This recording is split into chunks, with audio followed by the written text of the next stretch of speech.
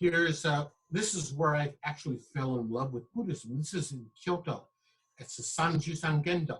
And here we see the 1,000-armed Kannon with 11 heads, surrounded by other 1,000 armed. There's apparently, reportedly, just 1,000 life-size statues of her with 1,000 arms. But at the Sanjusan Gendo, they couldn't carve 1,000 arms for all these statues, so they carved 42 arms, and each arm is supposed to represent 25 worlds. Or let me see if that works out. 25 times 42 equals. She has 40 arms that represent 25 worlds, and then she has the regular two arms where she's praying, which also represent 25 worlds. So 42 arms times 25 equals 1,050. So I get confusing, but this is where I fell in love with Buddhist statuary. This Sanjusan Gendo temple in Kyoto,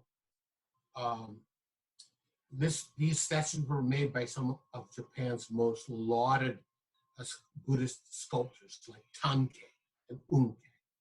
And it's devoted to the 1,000-armed Kannon Bosatsu. Then again, I want to go back very quickly again to the 4 realms, the highest achievements, spiritual consciousness that we can achieve, and then the 6 realms of suffering and karmic rebirth.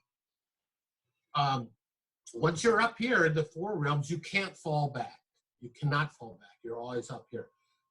I want to mention this because Jizo Bosatsu and Kannon Bosatsu each have 6 different forms. 1, 2, 3, 4, 5, 6. 1, 2, 3, 4, 5, 6. 1, 2, 3, 4, 5, 6.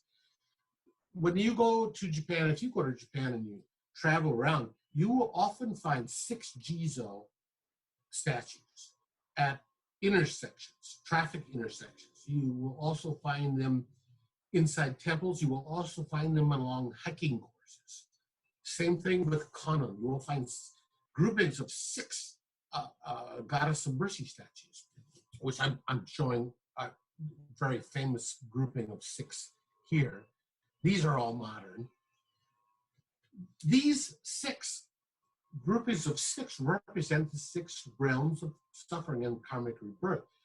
And they also represent the fact that Jizo Bosatsu, the bald-headed one, and Kannon Bosatsu, the Goddess of Mercy, they appear in all 6 realms to help people in all 6 realms. So you have any questions about that? No. I'm just intrigued. And then here's a cartoon for children that I bought at a temple once. Here we have a form of Jizo Bosatsu. Remember, he's bald. He holds his wish-granting jewel.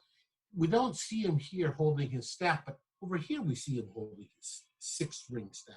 He can shake his rings and move to each of the worlds in the 6 realms. Here we see him coming to hell, and he relieves the guardian, the fire stoker, the guy who throws, fuel onto the flames. He comes and relieves that guy so that the sufferers here in this boiling pot of water can at least have a little bit of, a free time to stop suffering. This particular Jizo is called Hitaki Jizo, the fire kindling Jizo. So he reduces. What's the name of it? I think, I didn't hear that. What's the name of the Jizo? Hitaki Jizo. Oh, okay. Uh-huh.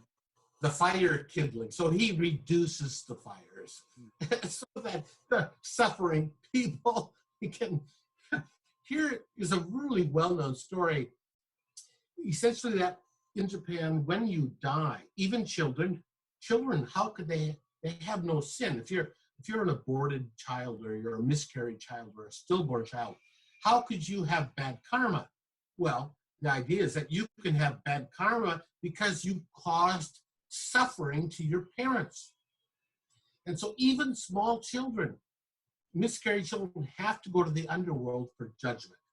And when they're there, they are told to pile stone upon stone, to pray for their parents, and also to climb out of this underworld judgment space.